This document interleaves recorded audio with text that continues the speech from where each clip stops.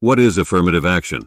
Well, affirmative action is something that's been applied primarily in the United States in an active effort to improve employment or educational opportunities for members of minority groups and for women.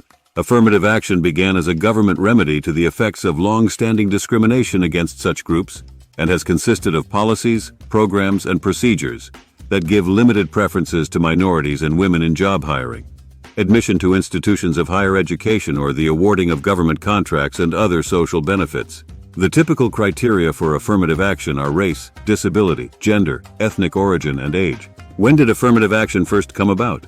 Affirmative action was initiated by the administration of President Lyndon Johnson in the 1960s in order to improve opportunities for African Americans while civil rights legislation was dismantling the legal basis for discrimination.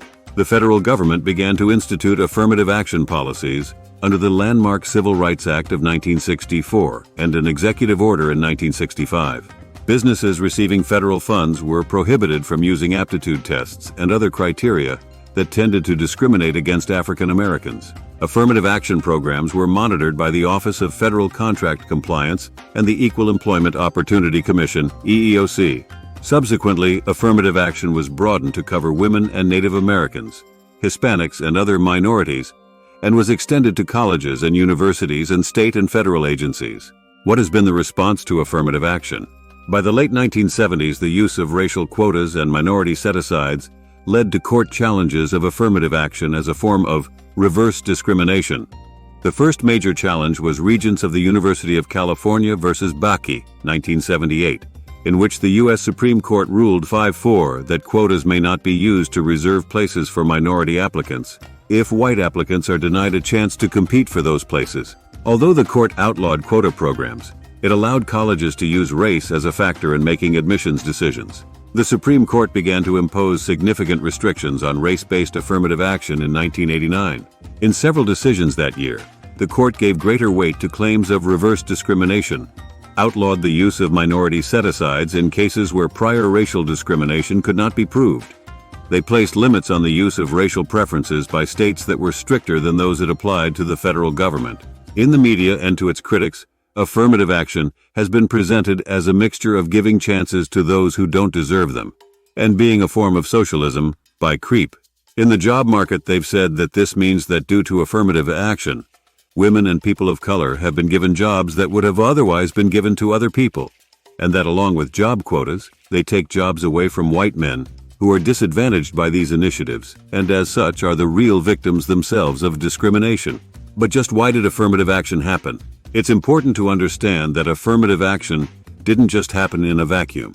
The 60s and the 70s saw the culmination of years of struggle for both black people and for women in America. After years of campaigning by civil rights groups, who stated that women and black people were being discriminated against in all spheres of society, including in employment and housing, the government in the United States recognized that this was true and brought in legislation to address this. But the introduction of the legislation didn't stop black people, POC, and women being discriminated against. Figures, records, and data were still showing that these groups were continuing to have trouble finding employment in certain companies and housing in a large number of places. How was it established that women and black people were being discriminated against? The sending of applicants of differing colors to job opportunities and to housing vacancies helped expose the reality of the situation.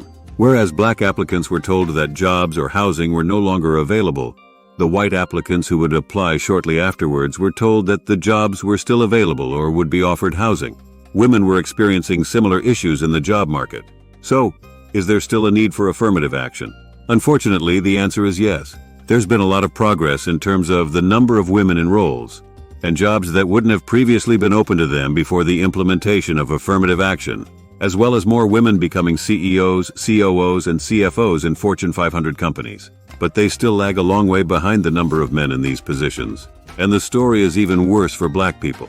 In education, there's been a series of challenges to affirmative action in colleges. And on June 29, 2023, the U.S. Supreme Court ruled that colleges could no longer prioritize college admissions from students based upon their color.